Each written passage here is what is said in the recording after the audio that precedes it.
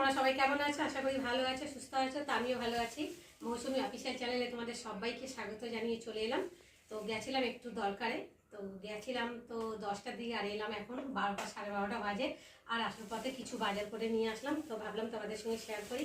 তো দেখো বাজারগুলো তোমাদেরকে দেখাচ্ছি। ভালো, এই দেখো, এতে আছে পটল। দেখো 1 কেজি পটল, আর এখন যেহেতু পটলের দামটা একটু কম, তার জন্যে দেখো 1 কেজি নিয়েছি। কিন্তু 500 দেবে না, 1 কেজি নিতে হবে দোকানদার। তো তার জন্য 1 কিলো করে নিয়েছি পটল। আর এখানটা আছে কুদ্রি, তো দেখো কুদ্রিও 1 কেজি নিয়েছি। পুরো টাটকা সবজি একদম। তো কুদ্রি তোমাদের কাদের কাদের খেতে ভালো লাগে আমাকে কিন্তু অবশ্যই কমেন্টে জানিও। আমার তো ভীষণ ভালো লাগে, বিশেষ করে ভাজাটা। তরকারিটা অত ভালো লাগে না, কিন্তু ভাজাটা ভালো লাগে। আর এখানটায় নিয়ে এসেছি আদা আর 2টো গন্ধরাজ লেবু। আর এখানটা রয়েছে টমেটো আর এই যে নিয়েছি চিংড়ি। দেখতে পাচ্ছ কত বড় বড় চিংড়ি। দেখো আজকে চিংড়ি মাছ দিয়ে পটল দিয়ে তরকারি হবে।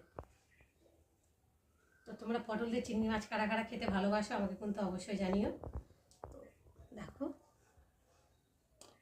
চিংড়ি মাছটা বেশ বড় বড় পেয়েছি, একটু বেলার দিকে তো একটু দামটা কম।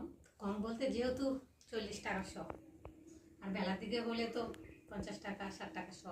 তো যাই হোক একটু বেলা হয়েছে বলে একটু দামটা কমেছে যদিও। তো নিয়ে এসেছি, বেশি আনিনি, 200 নিয়ে এসেছি।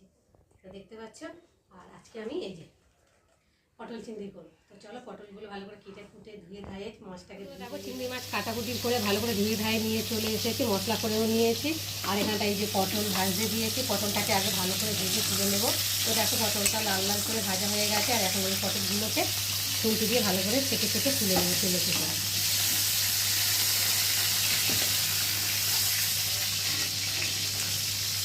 আর পটলটা ভেজে তরকারি করলে তো তরকারি সুন্দর লাগে খেতে, টেস্ট হয় খেতে।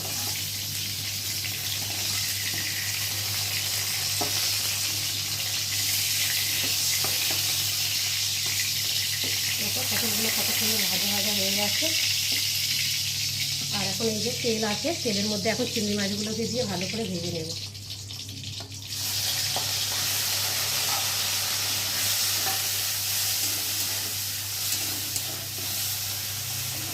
দিয়ে দেবো একটু নুন, আর দিয়ে দেবো একটু হলুদ গুঁড়ো, দিয়ে চিংড়ি মাছটা ভালো করে ভেজে নেব।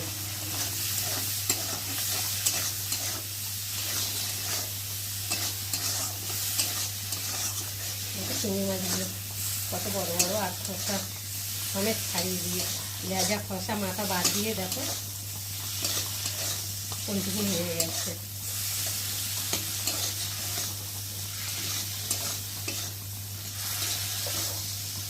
চলো এখন চিংড়ি মাছগুলোকে তুলে নেবো, ভাজা ভাজা হয়ে গেছে।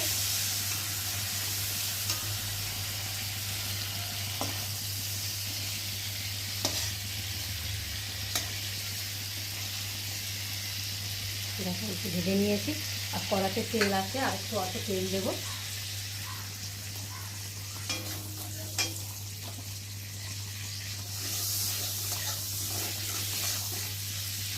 যেহেতু আরেকটু তেল দিতে হবে, অল্প তেল হয়ে গেছে, ওই জন্য আমি একটু তেল দিয়ে দেবো। আলু পটলের তরকারিটা একটু তেল মশলা ভালোভাবে না দিয়ে না ভালো লাগে না খেতে। তেলটা তখন গরম হোক। দেখো তেলটা গরম হয়ে গেছে, এখন আমি ফোড়নে দিয়ে দেবো তেজপাতা। চিংড়ি মাছ ভেজেছি তো তেলটা যেন বুঝবুঝ করছে। আর গোটা জিরে দিয়ে ফোড়নটাকে ভালো করে ভেজে নেব।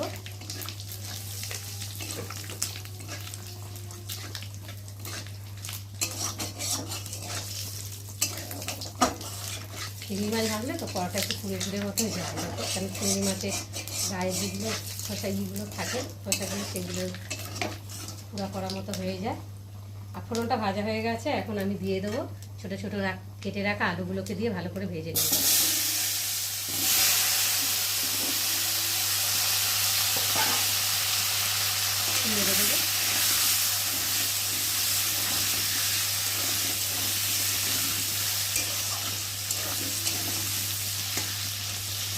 ভালোভাবে ভাজা ভাজা হয়ে গেছে, লাল লাল ভাব হয়ে গেছে।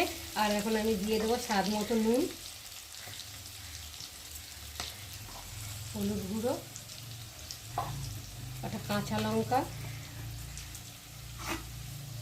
আদা বাটা, জিরে বাটা আর টমেটো দিয়ে মশলাটা ভালো করে ভেজে নেব।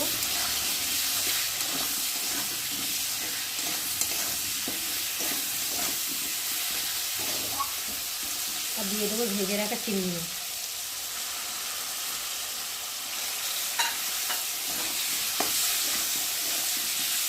চিংড়ি মাছের সাথে আলুটা ভালোভাবে একটু কষিয়ে নেব।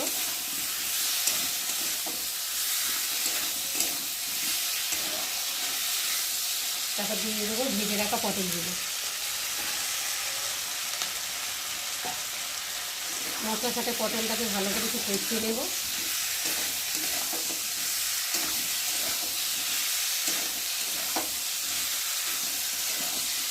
শাকগুলো নাড়তে নাড়তেই সবজি আসছে।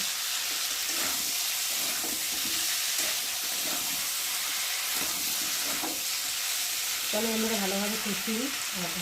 দেখো বন্ধুরা ভালোভাবে কষানো হয়ে গেছে, আর মশলা থেকে তেলও ছেড়ে দিয়েছে, আর মশলা থেকে দারুণ একটা গন্ধও ছেড়েছে। তো দেখো কত সুন্দর ভাজা ভাজা হয়ে গেছে। আর এখন আমি জল দিয়ে ভালো করে ফুটিয়ে নিই।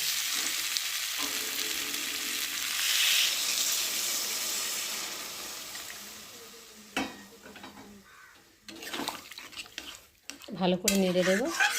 আর মশলাগুলো কড়ার গায়ে লেগে আছে, ওগুলো একটু খুন্তি দিয়ে দিয়ে নিচে নামিয়ে দেবো। দিয়ে আর এখন আমি ঢাকা দিয়ে ফুটিয়ে নেব।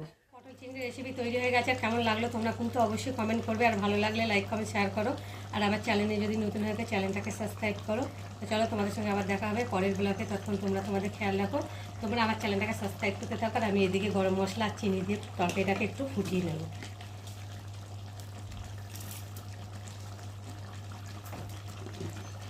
চিংড়িটা দিয়ে একটু ভালো করে নেড়ে দেবো।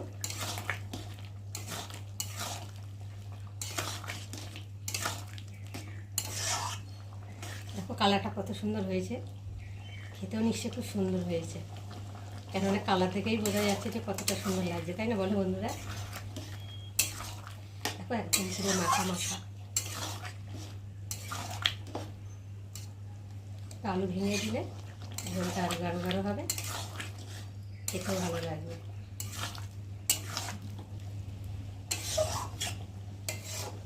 তেজপাতাগুলো শুধু সাইডে হয়ে যাচ্ছে। আর রাস্তা দিয়ে যে গাড়ি ঘোড়ার আওয়াজ, বাবা কি অবস্থা। চলো আমি এখন তরকারিটাকে ঢেলে নিই।